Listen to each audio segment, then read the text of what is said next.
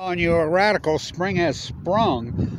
I want to get back to this sports metaphors matter basketball. I don't think people realize what those Peacocks are doing, how historic it is. Culture, sport is a reflection of culture. Always unleash the lions. What they're doing is so unbelievable. So, I lived so many years off and on in Brooklyn, Fort Greene. And I used to tell everybody the only thing authentic in all of Brooklyn left, in all of New York City, is the Blackbirds. They'll always be the Blackbirds to me. You can change the names, I really don't care. They're always going to be the, Long Island Blackbirds to me. And so I'd say just when you're taking the queue home, just stop one stop early. Don't go to Barclays Center. Stop on DeKalb Avenue and walk over to the real gymnasium. You ever seen the gyms those guys playing? I remember Manhattan, Lower Manhattan. That university, remember they were going to do a activism class? They were going to start a new program of activists. And Tom Blewett and myself doing all that work. And they were going to, Kevin Blanchard was going to run the show. What happened to that? Good question, but my two favorite comments, people don't know. Frank Layden's from Fort Greene, Brooklyn. That's where he's from. I used to sit with him here. Big Sky, he gave up on the Jazz years ago. This is that conference. What those Peacocks are doing, take out those two blue bloods, holy shit. You think Utah used to have this, I think it's so historic. Utah used to be this massive basketball culture. Incredible. We all grow up, everybody, whether it be Catholic Church, Mormon Church, everybody played basketball here. All four schools would make to the tournament, Not one team goes to the tournament this year. By the way, there's two Utah teams playing. Now, think about this. Weber State, the class of the Southern Utah is still playing. They're in the other tournament, so is BYU. Not Weber State. Fucking unbelievable.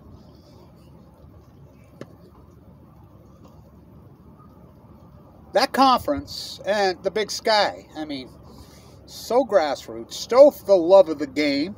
Fucking hard hats to crowns. It's incredible. So you go back to Kentucky. Basketball culture in Kentucky. Oh, fuck. Thoroughbred horse racing. I still go back to my favorite jazz player ever. That's Dr. Duncanstein, Darrell Griffith, and Ricky Green. I remember when they won it with Crum. The old wooden assistant. Fuck, how good was that? Fuck. The McRae brothers won the championship. They played here in the tournament in that freaking palace, Louisville. Let's move this before it gets too wet, your camera. Don't ruin your camera. North Carolina, basketball culture. Fuck, I still remember when North Carolina State fucking won it. Oh, yeah, they played here. How about the time before with David Thompson? Fuck.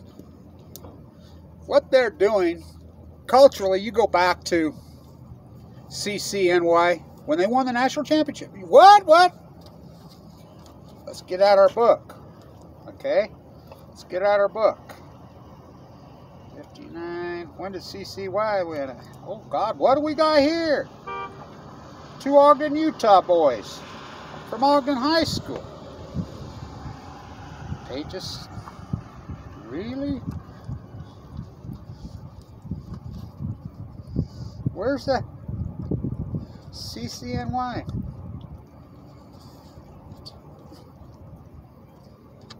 It's here.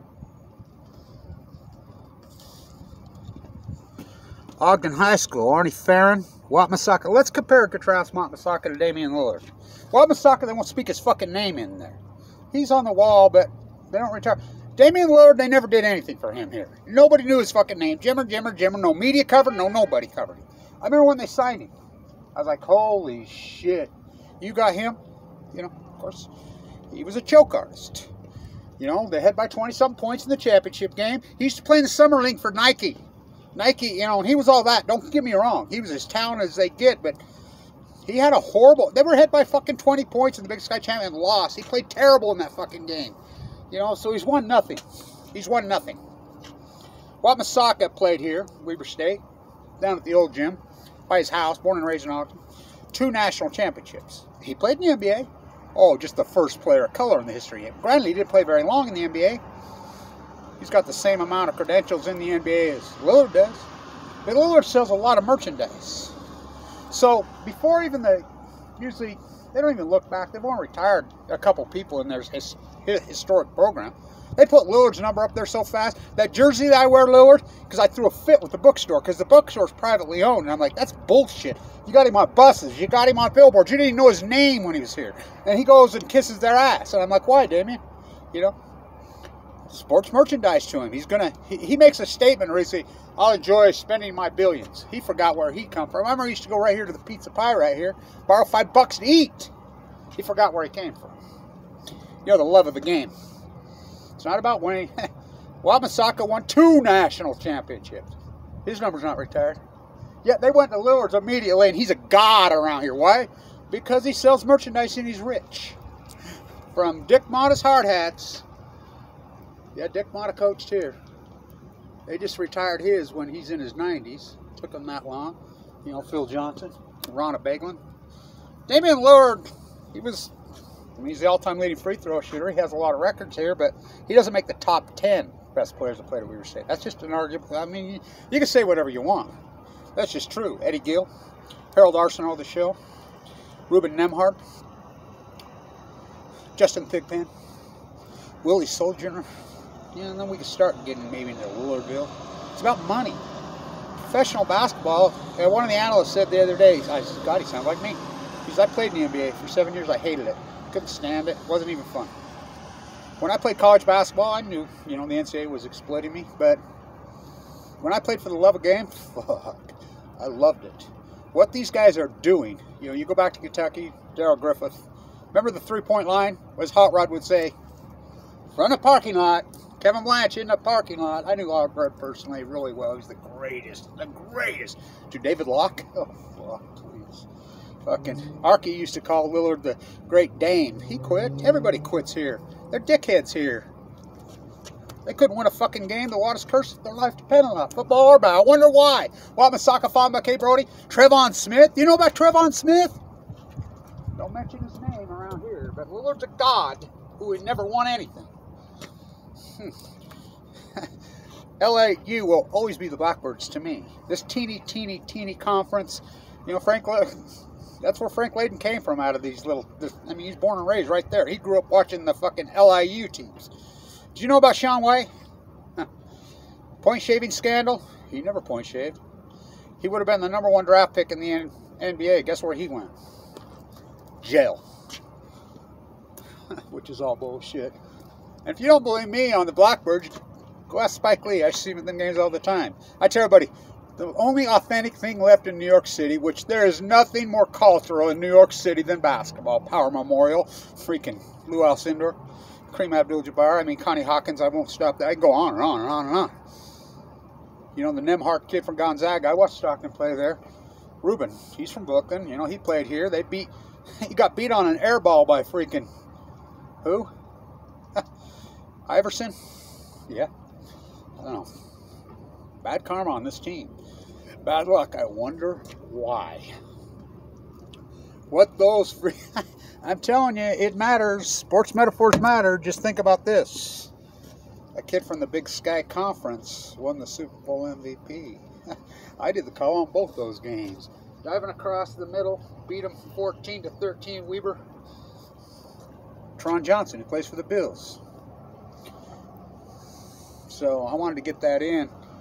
Kentucky, that fucking thoroughbred racer team, all that. Them Wildcats, all that. This team beat them sound. They beat them racers. The thoroughbred racers were good. I've never been so thrilled because for this conference to do this, whoa. You have no clue how teeny and tiny and authentic that fucking league is. Like I said, for years I used to say, the only authentic, you got to learn to go with that left. Where's them CCNY? Didn't they win it? Yeah, they won it. 47. 49? Remember when Seattle with Elgin Baylor won it? What? 50? Where is they? They take them out of their fucking record books? Did they win it? I think they stripped them of it.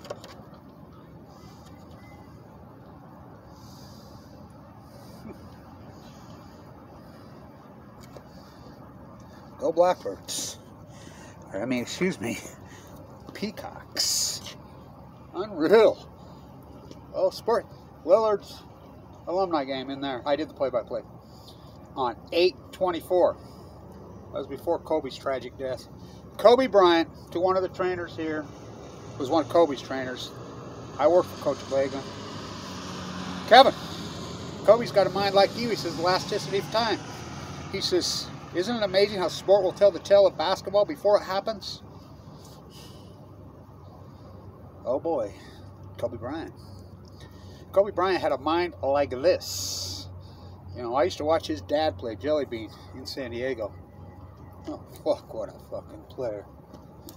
I used to say the only authentic thing left in fucking New York City is that league. You ever seen the, you should see the gyms they play in. You go over the Brooklyn Bridge right there, there's St. Francis, right? You know, in the name of Dorothy Day. Oh boy, long live Frank Layden. Got to tell this story, I tell it to nausea. Me and Frank Layden. I love Frank. Season tickets I had for the fucking Jazz. I got to tell this story. Oh, we got water on it. You can't see it. I hope I didn't ruin the camera. It's on the lens. Let's wipe it off. So,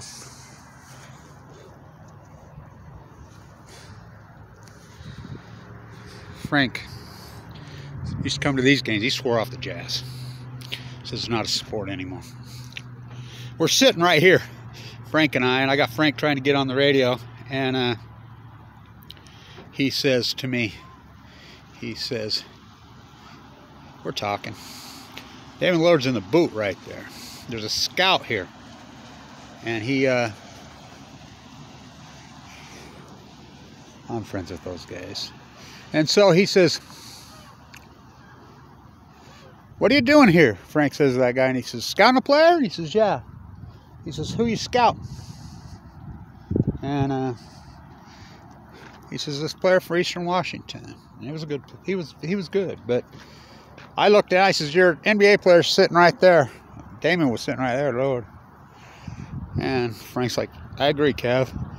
And the scout laughed. The fucking Jazz. The Jazz suck. It's not a sports. I told Damien right to his face. You know? Play back the tape, Your Honor. You really a basketball player anymore? You're a sports merchandising commodity for Nike. I'm Colin Kaepernick. I take a knee. Okay, all right. I was all for that until he signed a contract with Nike. The biggest child fucking exploiter of slave goods in the history of mankind. Sports merchandise is grotesque. College basketball's got to stop it. Oh, let's have a blackout. Let's have 20,000 fucking shirts for one game. People, you think people wear those shirts around town? They throw them in the fucking dumps. You know what kind of fucking resources it takes to fucking grow the... I mean, it's disturbing what the sports merchandise, the college basketball's got to stop. You know, that jersey I wear was a fight. That's the Lillard one, a fight. They had billboards or whatever. I said, they never did anything for this. You're making a lot of money. They were selling 200 fucking of those jerseys a day at one time. They're privately owned, by the way. And I'm like, I fought with them. I used to wear my 00, you know, made in America one. And so I talked them into quit, and they were going to stop, and that was the deal. And so they gave me that to do the play-by-play. It's interesting how this is all played out, but sports metaphors matter. From Dick Motta's hard hats to Damian Lillard's crowns. Well, college basketball's still a sport. And them beating those two, fuck, Kentucky basketball, are you kidding me? I'll tell you a story. Arnie Ferrin was head of the selection committee. Why was one of those great Ute teams they had with Majerus always, by the way, Weaver beat them. And, you know, both those brothers, the judge's sons, had his choice to go to Seattle or go to there, and he went to Seattle with me. You know, Judge Jensen. He's coaching now, son. You know, those great teams.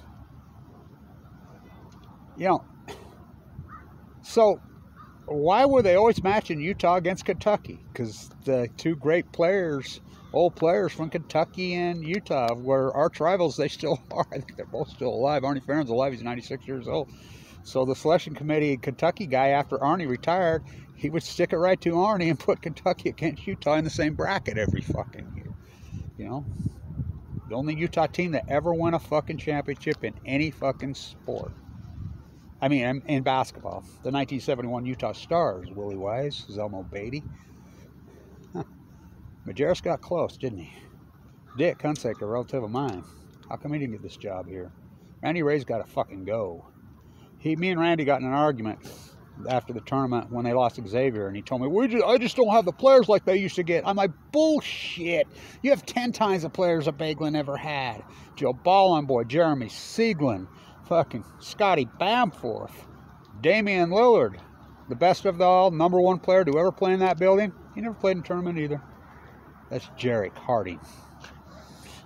One last time for Harding. I'll send this to him. If this camera didn't get too wet and it's still working. It's like, takes a licking and keeps on ticking. Gotta go with that left, Jerry. What's the official drink of Weber State sports, football and basketball?